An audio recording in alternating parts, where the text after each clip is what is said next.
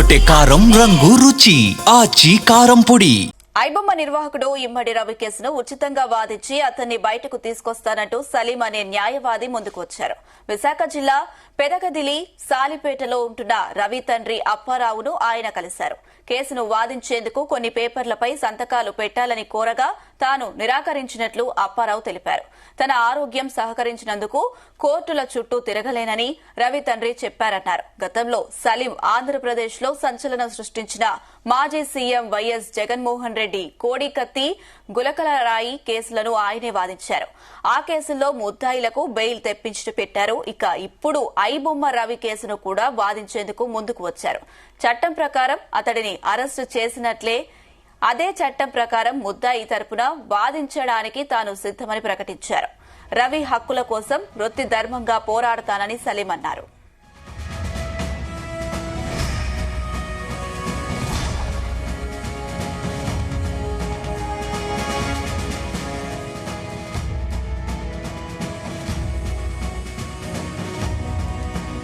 ఇదే అంశం సంబంధించి మరిన్ని అప్డేట్స్ మా క్రైమ్ బ్యూరో చీఫ్ రవితేజ అందిస్తారు. రవితేజ,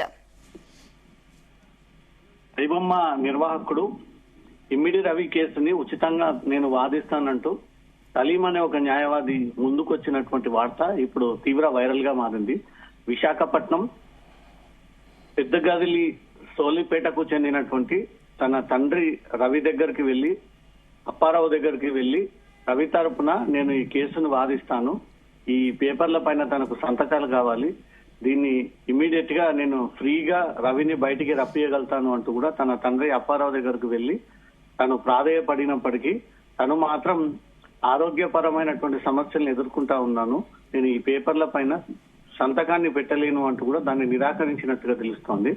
గతంలో సలీం ఆంధ్రప్రదేశ్ లో సంచలనం సృష్టించినటువంటి మాజీ సీఎం వైఎస్ జగన్మోహన్ రెడ్డి కోడికత్తి, గులకరాయి కేసులని ఆయనే స్వయంగా వాదించడము, ఆ కేసులో ముద్దాయిలకు బెయిల్ ఇప్పించినటువంటి చరిత్ర సలీంకి ఉండడంతో ఇప్పుడు ఐబొమ్మ రవి కేసును కూడా వాదించేందుకు ముందుకు వచ్చి చట్ట ప్రకారం అతడిని అరెస్ట్ చేసినట్లే అదే చట్టం ప్రకారం ముద్దాయి తరపున వాదించడానికి తన సిద్ధం అంటూ కూడా ప్రకటించి తన తండ్రి అప్పారావు దగ్గరికి వెళ్లి ఈ డాక్యుమెంట్స్, ఈ బెయిల్ పిటిషన్ పైన మీరు సంతకాలు పెడితే నేను రవిని విడిపించి తీసుకొచ్చి మీకు ఇంట్లో అప్పగిస్తాను అంటూ కూడా ఈ విషయాన్ని తన తండ్రికి చెప్పినప్పటికీ తండ్రి మాత్రం నేను ఇలాంటివి ముందుకు వెళ్ళట్లేదు, నేను ఈ అంశాన్ని నిరాకరిస్తా ఉన్నాను, తనకు ఆరోగ్యం సహకరించినందు కారణంగా నేను కోర్టులో చుట్టూ తిరగలేను, తనకు మొక్కాళ్ళ నొప్పులు ఉన్నాయి, అనేక అనారోగ్య సమస్యలు ఉన్నాయి, వీటన్నిటిని దృష్టిలో పెట్టుకుని నేను హైదరాబాద్ రావడము,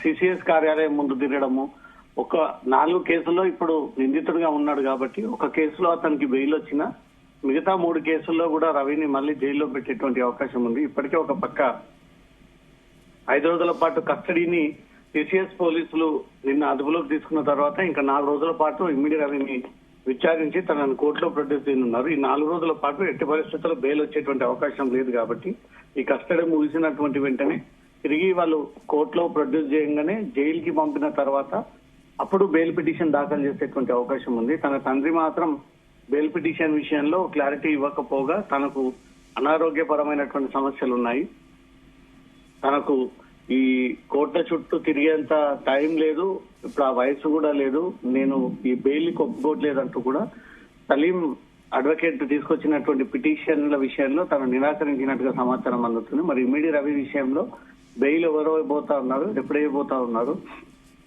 కుటుంబ సభ్యులే ఇంట్రెస్ట్ చూపించకపోవడంతో ఇమ్మిడి రవిని మరి బయటకు తీసుకొచ్చేది ఎలా అనే దానిపై మాత్రం ఇప్పుడు క్వశ్చన్ మార్క్ గా మారిపోయింది అనుష. రవితేజ, అయితే లాయర్ సలీం ముందుకొచ్చారు రవిని బయటకు తీసుకురావడానికి. మరి తన తండ్రి కోర్టు చుట్టూ తిరగలేనని సపోర్ట్ చేయలేదు. ఇంకా రవి కుటుంబ సభ్యులు ఎవరైనా రవికి సపోర్ట్ చేయడానికి వచ్చే అవకాశం ఉందా? ఇప్పటికీ తన తండ్రి మాత్రమే ఈ ఐబొమ్మ పైరసీ అరెస్ట్ తర్వాత తను ముందుకొచ్చి తను చేసింది తప్పేమీ లేదు, సాధారణ బడుగు బలహీన వర్గాల ఎవరైతే సినిమా థియేటర్లో వేల కొద్ది పెట్టి కుటుంబ సభ్యులతో చూడలేనటువంటి పరిస్థితి వారికి మధ్యతరగతి హీరోగా మారాడు రవి, అట్లాంటి వ్యక్తిని అరెస్ట్ చేసి తప్పుడు కేసులు పెట్టారు. దీంతో ముమ్మాటికి తప్పు లేదు అంటూ మాత్రం తన తండ్రి ఈ రకంగా మీడియా ముందు స్టేట్మెంట్స్ ఇచ్చుకుంటూ వస్తా ఉన్నారు. కేవలం రవి తరపున తన తండ్రి మాత్రమే ముందుకు వచ్చారు. ఇంకా మిగతా కుటుంబ సభ్యులు ఎవరు కూడా ముందుకు వచ్చినటువంటి పరిస్థితి లేదు. తన తండ్రి కూడా ఇప్పుడు అడ్వకేట్ వెళ్లి బెయిల్ పిటిషన్ పైన సంతకాలు పెడితే నేను బెయిల్ పిటిషన్ దాఖలు చేస్తాను, ఫ్రీ సర్వీస్ కిందికి మాత్రమే బెయిల్ ఇప్పియగలను అనే ఒక విషయాన్ని కూడా సలీం తన తండ్రి అప్పారావుకి తెలియజేసినప్పటికీ తను మాత్రం ఒప్పుకోకపోవడము, ఆ బెయిల్ పిటిషన్ పై సంతకాలు నిరాకరించడము, తనకు అనారోగ్య సమస్యలు ఉన్నాయి, నేను కోర్టుల చుట్టూ తిరగలేను, తనకు మొక్కాళ్ళ నొప్పులు ఉన్నాయన్న ఒక విషయాన్ని పదే పదే తెలియజేశారు. కాబట్టి ఇప్పట్లో ఐబొమ్మ రవి జైలు నుంచి బయటకు వచ్చేటువంటి ఆస్కారాలు కనిపించట్లేదు. ఇప్పటికే అతన్ని రిమాండ్ చేసి 4-5 రోజులు కావస్తా ఉంది. 5 రోజుల పాటు పోలీస్ కస్టడీలో భాగంగా నిన్న అతని కస్టడీలో కూడా తీసుకోవడం జరిగింది. మరో 4 రోజుల పాటు అతని కస్టడీ ముగిసిన తర్వాత వారి కుటుంబ సభ్యులు ఎవరైనా ముందుకు వచ్చి బెయిల్ పిటిషన్ పైన సంతకాలు పెట్టి ఈ బెయిల్ పిటిషన్ దాఖలు చేస్తే అతను బెయిల్ వచ్చేటువంటి అవకాశం ఉంటుంది. కానీ మొత్తం 4 కేసుల్లో ప్రధాన నిందితుడిగా ఉన్నాడు కాబట్టి ఇప్పుడు ఈ ఒక్క కేసులో తను బెయిల్ లభ్యమైతే ఇంకా 3 కేసుల్లో కూడా తను నిందితుడిగా ఉంటాడు. కాబట్టి ఇవన్నీ దృష్టిలో పెట్టుకుని న్యాయవాది అన్ని కేసులకు సంబంధించినటువంటి బెయిల్ పిటిషన్స్ ఇవ్వబోతున్నారా, లేదా ఒకే ఒక్క కేసులో సిసిఎస్ హైదరాబాద్ పోలీసులు నమోదు చేసినటువంటి కేసు పైన బెయిల్ పిటిషన్ దాఖలు చేయనున్నారనే దానిపై క్లారిటీ రావాలని చెప్పి. Right Raviteja, thank you.